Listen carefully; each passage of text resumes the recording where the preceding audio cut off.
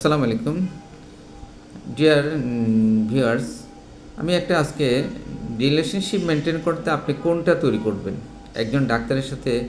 আমি এটা selling video করছি, অর্থাৎ আমি যেহেতু ট্রেনিংয়ে কাজ করি, আমার ছেলেদের সবসময় সেলসটাই শিখাইতে হয় বেশি।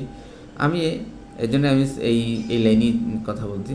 আপনি যদি একজন ডাক্তারের সাথে কমিউনিকেট করেন, তাহলে আপনি তাকে কি করবেন? তাকে আপনার কি ওয়ানটা বলবেন না নিডটা তৈরি করবেন? ওয়ানটা তৈরি করবেন না নিডটা তৈরি করবেন? অর্থাৎ আপনি ডাক্তারের ওয়ান্টের অ্যাড হবেন নাকি নিড হবে? ওয়ান্টে অ্যাড মানে কি? যেমন আপনার একটা, আমি ব্যাখ্যা দিয়ে বোঝা যাচ্ছে, আপনার একটা ডিজাইন করা একটা সুন্দর ডিজাইন, নাইস ডিজাইন করা হ্যান্ডব্যাগ দরকার, যেটা আপনি মানে আপনার বিভিন্ন ওয়ালেট, আপনার খাবার দাবার, অফিসে আপনার ফাইল পত্র নিতে পারবেন, এটসেট্রা।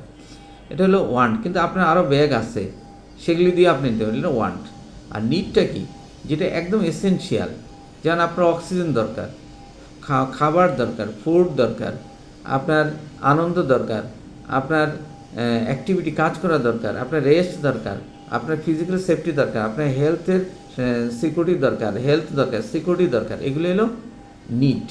ওয়ানটা হলো আপনি ওয়ান যেটা ছাড়া বাঁচবেন। এখন আসেন ডাক্তারের ক্ষেত্রে, আপনি কি একজন ডাক্তারের ওয়ান্ট ফ্রেন্ড হতে চান, একজন এমপিওইস মেডিকেল প্রফেশন, না একজন নিডস ফ্রেন্ড হতে চান?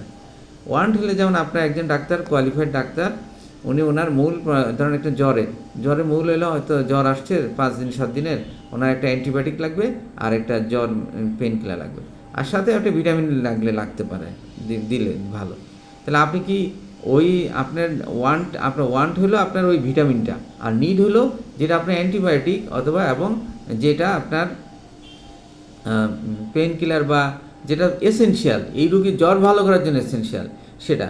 এখন আপনি চিন্তা করতে হবে, আপনি কি ডাক্তারের ওয়ান্টে পড়েছেন না নিডে পড়েছেন? ওয়ান্টে পড়লে কিন্তু আপনি কিন্তু অত বেনিফিট পাবেন না। আপনাকে নিড তৈরি করতে, নিড মানে পেইন, মানে আপনাকে নিড ডাক্তারের পেইনটা তৈরি করতে হবে। তো আজকে এই পর্যন্ত, ধন্যবাদ। আসসালামু আলাইকুম রহমতুল্লাহ।